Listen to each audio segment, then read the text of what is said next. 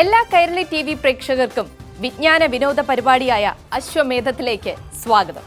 യൂണിടേസ്റ്റ് Ashwamedham powered by Oxygen the digital expert, Nish Kanyakumari, yellow cloud, Luminar Technolab, Milma in association with Pankaja Kasthuri, breathe easy and SBI. സ്വാഗതം ചെയ്യാം അവർ jury Shri Jo Antony. നമസ്കാരം. മലയാളി പ്രേക്ഷകരുടെ സ്വന്തം grandmaster doctor GS Pradeep സ്വാഗതം ചെയ്യുന്നു.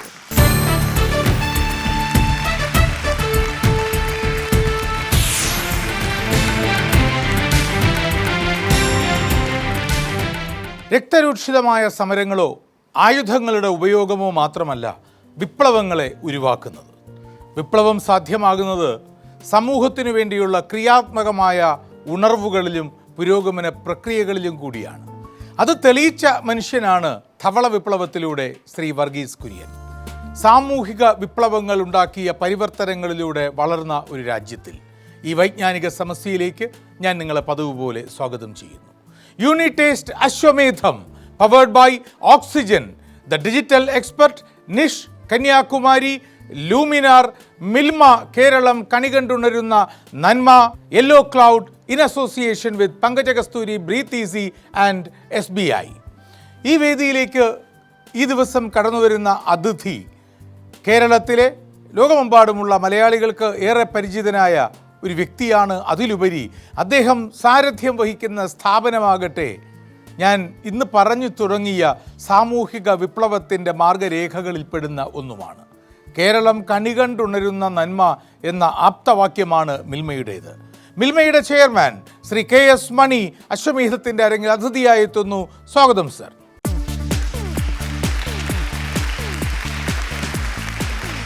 നമസ്കാരം. Thank you.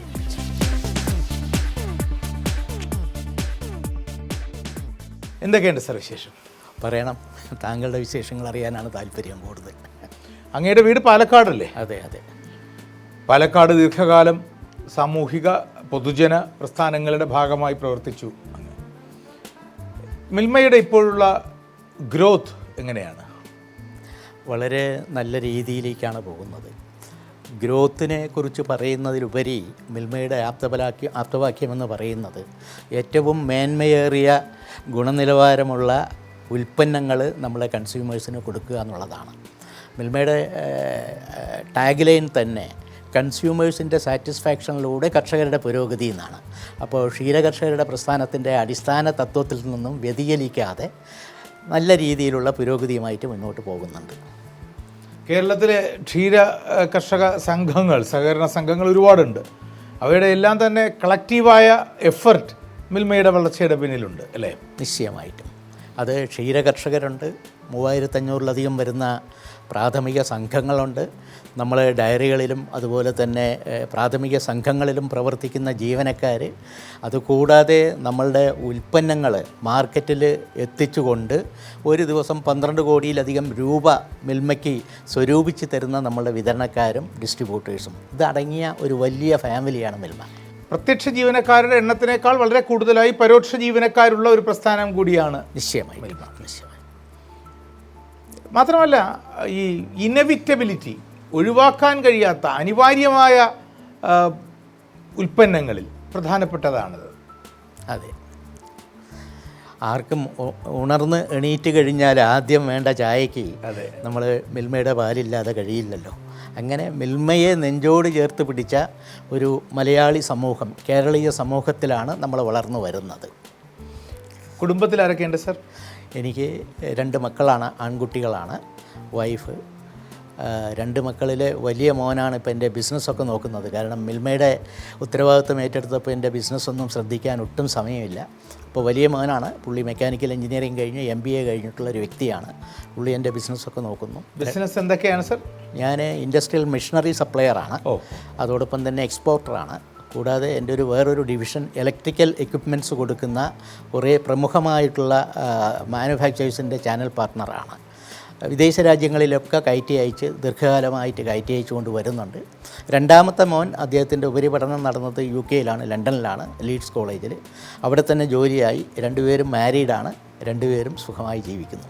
അശ്വമേധത്തിൻ്റെ ഈ പുതിയ സീസൺ പ്രേക്ഷകർ വല്ലാതെ കണ്ട് ഇഷ്ടപ്പെടുന്നുണ്ട്. സാമൂഹ്യ മാധ്യമങ്ങളിലൂടെയും മറ്റും ഞങ്ങൾക്ക് ലഭിക്കുന്ന പ്രതികരണങ്ങളും അത്തരത്തിലുള്ള ഒന്ന് തന്നെ.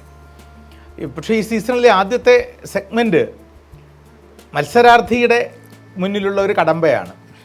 കാരണം ആ സെഗ്മെൻറ്റിൽ മത്സരാർത്ഥിയാണ് ഗ്രാൻഡ് മാസ്റ്റർ. ചില സൂചനകൾ, ആ സൂചനകളിൽ നിന്ന് ഒരുത്തരം കണ്ടെത്തുന്ന റൗണ്ടാണ്. തുടങ്ങിയാലോ സർ? പിന്നെന്താ, കാണാറുണ്ടായിരുന്നു അങ്ങ് പണ്ട് അശ്വമേധം? കാണാറുണ്ട്. ഇപ്പോൾ അത്രയധികം സമയം കിട്ടാറില്ല എന്ന് മാത്രമേ ഉള്ളൂ. ആദ്യകാലത്തൊക്കെ നന്നായി കണ്ടുകൊണ്ടിരുന്ന ഒരു പരിപാടിയാണ് അശ്വമേധം. വേറിട്ടൊരു പരിപാടി. Thank you sir. ആദ്യ മേഖലയിലേക്ക് സമസ്ത മലയാളിയുടെയും പ്രഭാതത്തിൻ്റെ ആരംഭത്തിന് മിൽമ കൂടിയേ തീരൂ.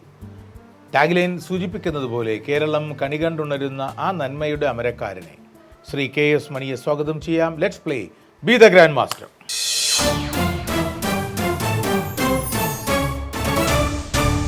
സർ, അങ്ങ് കണ്ടെത്തേണ്ടത് കേരളത്തിലെ ഒരു സ്ഥലമാണ്. ആ സ്ഥലത്തെക്കുറിച്ചുള്ള സൂചനകളാണ് തരുന്നത്. ആദ്യത്തെ സൂചനയെ കേൾക്കുമ്പോൾ ഇച്ചിരി പ്രയാസം പോലെ തോന്നും, പക്ഷേ വളരെ എളുപ്പമുള്ള ഉത്തരമാണ്. എന്തായാലും 5 സൂചനകൾക്കുള്ളിൽ അങ്ങേക്ക് എത്താൻ പറ്റുമെന്ന് എനിക്ക് ഉറപ്പാണ്. ആദ്യത്തെ സൂചന നമുക്ക് കാണാം.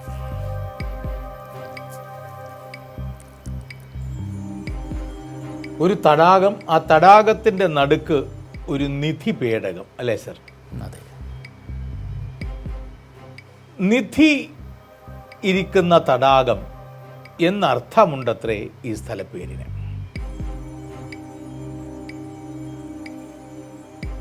അടുത്ത സൂചനയിലേക്ക് പോകാം. ഓക്കെ.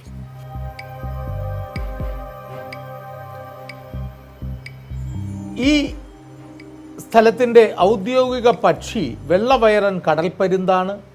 ഔദ്യോഗിക മൃഗം പാലപ്പൂവൻ ആമ എന്നതുമാണ്.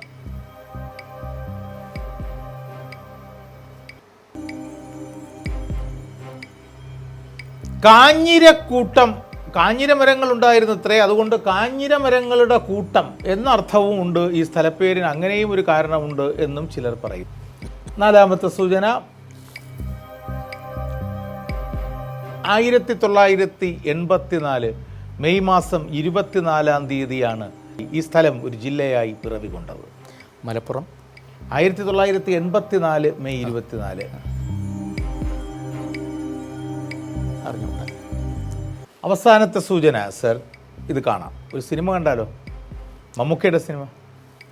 കാണാറുണ്ട്, പക്ഷെ ഇപ്പോൾ നമുക്കൊരു സിനിമ കാണാം, കേൾക്കാം. കാണുകയും കേൾക്കുകയും ചെയ്യാം. മലയാളിക്ക് എന്തെല്ലാം ഭാഷ. അപ്പൊ ഷേണായി ആളെ കൂട്ടിയാണ് വന്നിരിക്കുന്നതല്ലേ? അങ്ങനെ ആക്കണ്ടെന്ന്. ഒരു ബൈക്ക് കീയുമ്പോ ഇവരെല്ലാം സ്ഥിരമായിട്ട് വണ്ടിമെടുത്ത് വെക്കുന്നേ. നമുക്ക് കാര്യം പറയാം. എന്ത് കാര്യം? ഓ ബറാബർ.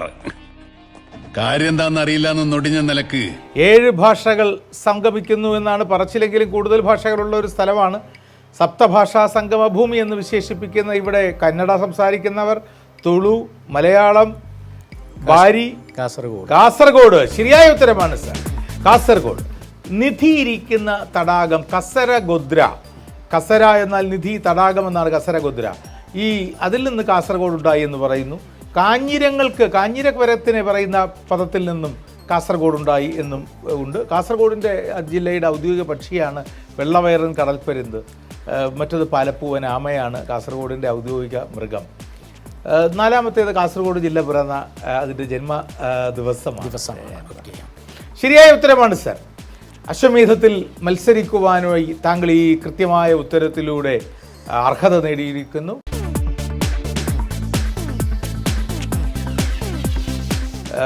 അനിഷ പ്ലീസ്.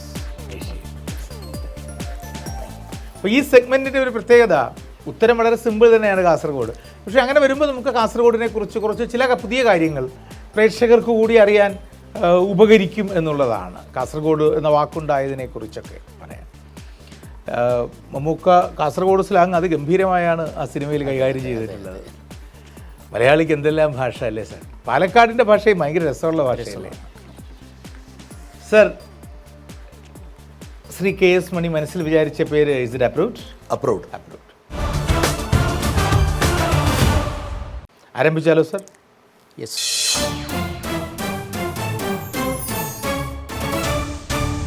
ആദ്യത്തെ 10 ചോദ്യങ്ങളുടെ മേഖലയിലേക്ക് മിൽമയുടെ ചെയർമാനോടൊപ്പം യാഗം.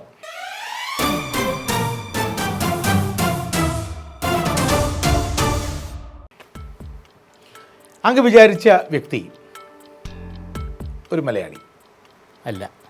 അല്ല. പുരുഷൻ അല്ല. ജീവിച്ചിരിപ്പുണ്ടോ? ഇല്ല. അങ്ങ് അശ്വമേധം പണ്ട് സ്ഥിരമായി കാണുമായിരുന്നു എന്ന് പറഞ്ഞത് ശരിയാണെന്ന് എനിക്ക് മനസ്സിലായി. കാരണം എന്ത് ചോദിച്ചാലും അല്ല ഇല്ല എന്നാണ് മറുപടിയെങ്കിൽ എനിക്ക് ഉത്തരത്തിലേക്ക് എത്താൻ പ്രയാസമാകും എന്നുള്ളതാണ്. ഇന്ത്യൻ അല്ല. ഏഷ്യൻ അല്ല. പക്ഷെ താങ്കൾക്ക് എത്താൻ കഴിയും. യൂറോപ്യൻ അല്ല. അമേരിക്കൻ കോണ്ടിനെൻറ്റ്സ് അല്ല. ഓസ്ട്രേലിയ കോണ്ടിനെൻ്റ് ഓഫ് ഓസ്ട്രേലിയ അല്ല. അല്ല. പെട്ടെന്ന് എൻ്റെ മനസ്സിൽ സ്റ്റെയിൻസിൻ്റെ കുടുംബാംഗങ്ങളൊക്കെ കടന്നു വന്നു. അല്ല. പിന്നെ ആഫ്രിക്ക മാത്രമേ ഉള്ളൂ. ഇനി ചോദിക്കണ്ട. ഭൂഖണ്ഡം ബാക്കിയെല്ലാം അല്ലാന്നല്ലേ പറയുന്നത്. 1950 ശേഷം വരണം. അതെ. ആണ്. അപ്പോൾ പുരാതന ആഫ്രിക്കയും ഈജിപ്തിലോട്ടും ടോളമി രാജവംശത്തിലോട്ടൊന്നും പോകണ്ട. 1950 ശേഷമാണ് വരണം. 2000 ശേഷം വരണം. അതെ. ആണ്. 10 ചോദ്യങ്ങൾ യജ്ഞം.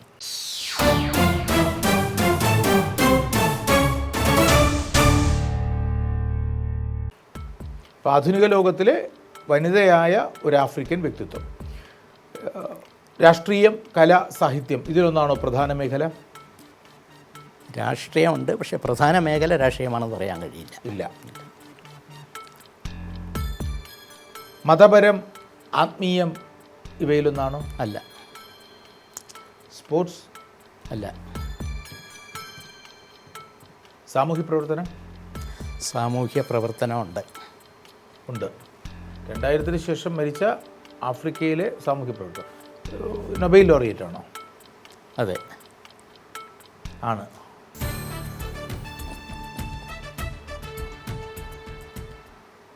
പാശ്ചാത്യ രാജ്യങ്ങളിൽ ചാൾസ് നെയ്ഡർ ആരംഭിച്ച പ്രസ്ഥാനത്തിന് ആഫ്രിക്കയിൽ ആരംഭം കുറിച്ചത് ഈ വ്യക്തിയാണോ? ചാൾസ് നെയ്ഡർ ആണ് പാശ്ചാത്യ വെസ്റ്റേൺ കൺട്രീസിൽ ഗ്രീൻസ് പാർട്ടി പോലുള്ള പ്രസ്ഥാനങ്ങൾ ആരംഭിച്ചത്. അതിന് ആഫ്രിക്കയിൽ അത്തരമൊരു പ്രസ്ഥാനം ആരംഭിച്ചത് താങ്കൾ വിചാരിച്ച വ്യക്തിയാണോ?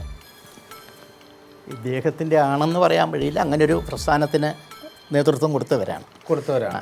ചാൾസിൻ്റെ ആണോ എന്ന് എനിക്ക് അറിഞ്ഞു. അല്ല, ചാൾസ് നെയ്ഡർ ആണ് വെസ്റ്റേൺ കൺട്രീസിൽ ഗ്രീൻസ് പാർട്ടി ആരംഭിക്കുകയും ഇലക്ഷനിൽ മത്സരിക്കുകയും ഒരു വോട്ട് പിടിക്കുകയും ജർമ്മനിയിലൊക്കെ നല്ല ശതമാനം അന്ന് പിടിച്ചത്. അതെ അതെ അതെ.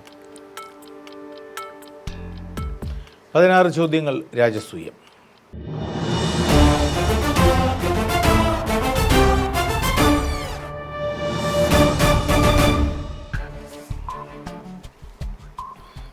നെയ്റോബിയാണ് സ്ഥലം. അതെ.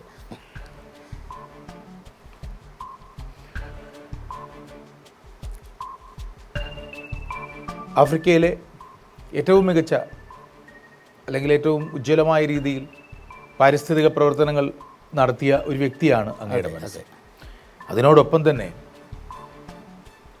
ഇന്നും ലോകം പല ആംഗിളുകളിൽ ചർച്ച ചെയ്യുന്ന ഒരു വലിയൊരു വിവാദത്തിന്, ആരോഗ്യരംഗവുമായി ബന്ധപ്പെട്ട ഒരു വിവാദത്തിന് അവർ തിരികൊളുത്തിയിട്ടുണ്ടോ? അറിഞ്ഞുകൂടാ.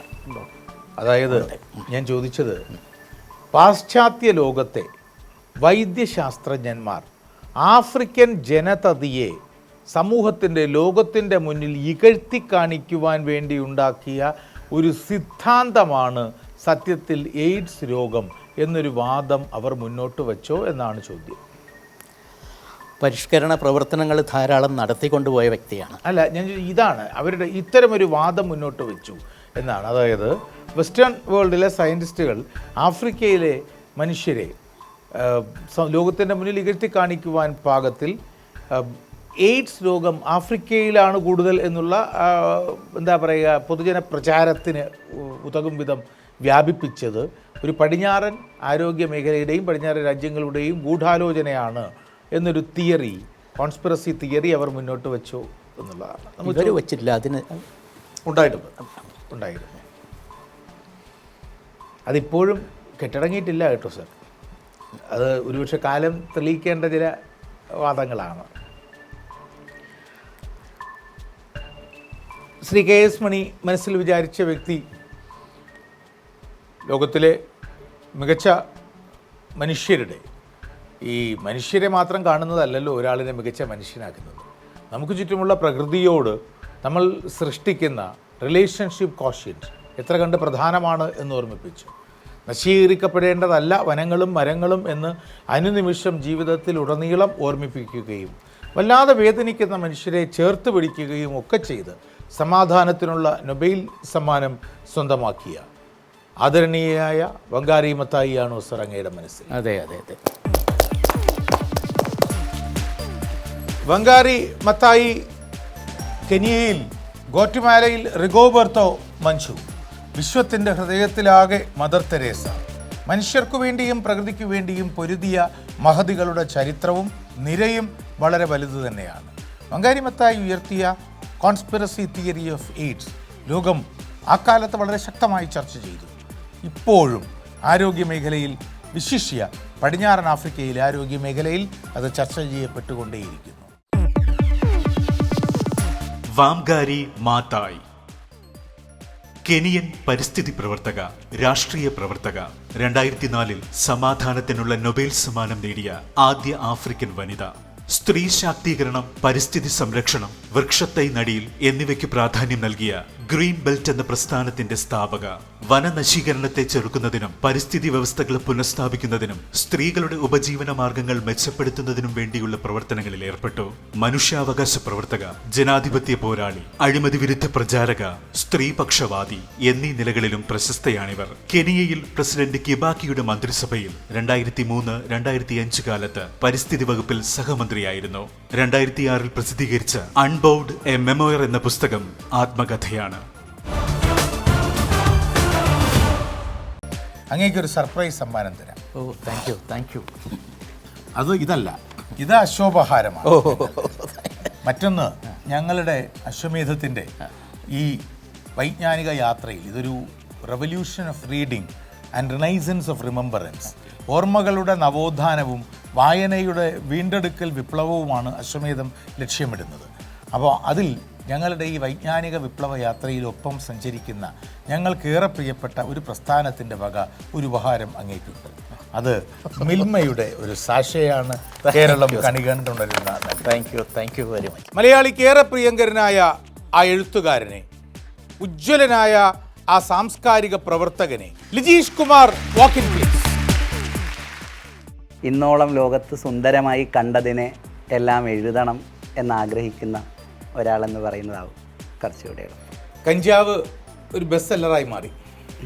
കഞ്ചാവ് ആളുകൾ സ്നേഹിച്ചു, കുറേ കൂടെ അതിനെ ചേർത്ത് പിടിച്ചു. എനിക്ക് തോന്നുന്നത് അവർക്കും കുറേ കൂടെ ആത്മാർത്ഥമായി തൊട്ടറിയാൻ കഴിയുന്ന കുറേ മനുഷ്യർ അതിൻ്റെ ഉള്ളടക്കമായി വരുന്നത് കൊണ്ടാവണം. എൻ്റെ ചെറുപ്പകാലത്ത് ലഹരിയുടെ എക്സ്ട്രീം എന്ന് പറയുന്നത് കഞ്ചാവായിരുന്നു. അതുകൊണ്ട് തന്നെ എന്നെ ലഹരി പിടിപ്പിച്ച മനുഷ്യരെ എഴുതുമ്പോൾ അതിനെന്ത് പേരിടും എന്നാലോചിച്ചപ്പോൾ കഞ്ചാവാണ് അതിനേറ്റവും ബെറ്ററായൊരു പേര്. വളരെ സന്തോഷം ലിജീഷ്. സന്തോഷം. ഇനിയൊരു കാര്യം പറയട്ടെ, ലിജീഷ് വലിയ സുന്ദരനാണ് കേട്ടോ. നല്ല ചിരിയാണ്. ആദ്യത്തെ അധ്യായം ശ്രീ മോഹൻലാലിനെ കുറിച്ചോ മറ്റോ? അതെ അതെ, മോഹൻലാലിനെ കുറിച്ച്. പ്രദീപേട്ടന് ഏറ്റവും ലഹരി പിടിപ്പിച്ച, ഏറ്റവും അസൂയ തോന്നിയ ഒരു ഒരു ഒരു സിനിമാക്കാരനെ പറയാൻ പറഞ്ഞാൽ, ഒരു ആർട്ടിസ്റ്റിനെ പറയാൻ പറഞ്ഞാൽ ആരുടെ പേരായിരിക്കും പറയുക? ആ വ്യക്തിയുടെ പ്രധാന പ്രശസ്തി സാഹിത്യമാണ്. അല്ല, വിട്ടു. എന്നെ വളരെ ഭ്രമിപ്പിച്ച ഒരു information ലിജീഷിനെ കുറിച്ചുണ്ടായിരുന്നു. Anisha Karun's Costume and Ornaments Courtesy, Inspire Bridal Studio and Unisex Saloon, Karamana, Trivandrum.